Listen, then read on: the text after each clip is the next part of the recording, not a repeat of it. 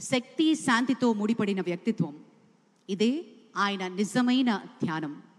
పౌరుల పట్ల బాధ్యత, దేశం పట్ల శ్రద్ధ, యువత పట్ల నమ్మకం, ఇవన్నీ ఆయన స్ఫూర్తిదాయకమైన జీవన శైలిలో నిండి ఉన్నాయి.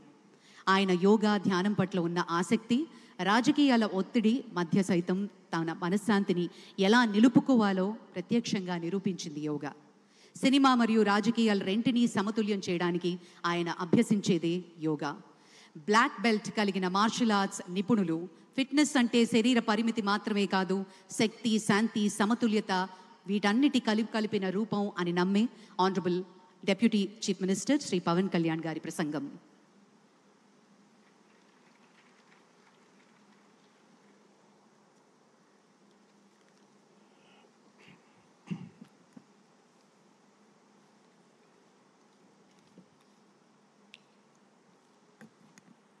ఉదయ బ్రహ్మస్వరూపం, మధ్యాహ్నే తు మహేశ్వర, సాయంకాలే తు స్వయం విష్ణు, త్రయామూర్తి దివాకర. ముందుగా సూర్య భగవానునికి నమస్సుమాంజలి తెలియజేస్తూ, యోగ విద్యను అందించిన ఆదియోగి పరమశివునికి, ఆ మహాయోగ విద్యని మనకి పతంజలి మహర్షి యోగశాస్త్ర రూపంలో అందించారు. వారిరువురి పాదపద్మములకు నమస్కారాలు. మన యోగా విశిష్టతను, గొప్పదనాన్ని ఋగ్వేదంలో ఉన్న మహానుభావులు తెలియజేస్తే, దానిని ప్రపంచవ్యాపితం చేసిన దార్శనికులు మాత్రం గౌరవ ప్రధానమంత్రి శ్రీ నరేంద్ర మోదీ గారు.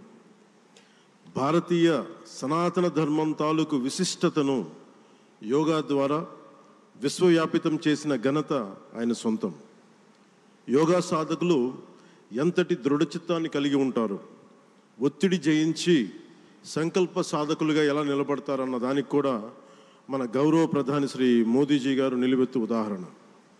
ప్రపంచ యోగా దినోత్సవం యావత్ భారతవానికి, భారతీయులకి దక్కిన గౌరవం.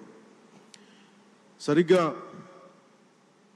ఒక 2014లో అప్పుడే ఐక్యరాజ్య సమితిలో గౌరవ ప్రధానమంత్రి మోదీ గారు ప్రవేశపెట్టినప్పుడు దాదాపు 177 దేశాలు ఈ రెజల్యూషన్కి మద్దతు పలికినాయి.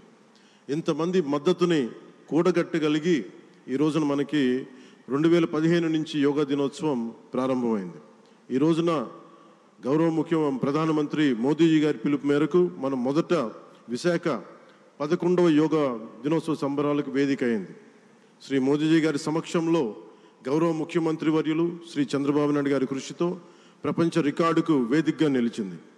విశ్వనరులు మోదీజీ గారి పిలుపు మేరకు యోగా ఒక వన్ ఎర్త్ వన్ హెల్త్, ఈ ఆరోగ్యం థీమ్ని ఈ వేదిక నుంచి ప్రతి ఒక్కరూ ముందుకు తీసుకెళ్లాలని మనస్ఫూర్తిగా కోరుకుంటూ, ఇక్కడ ఆసీనులైన మీ అందరికీ, ఇక్కడికి వచ్చేసిన ప్రతి ఒక్కరికి కూడా పేరు పేరున నా హృదయపూర్వక వందనాలు, నమస్కారాలు.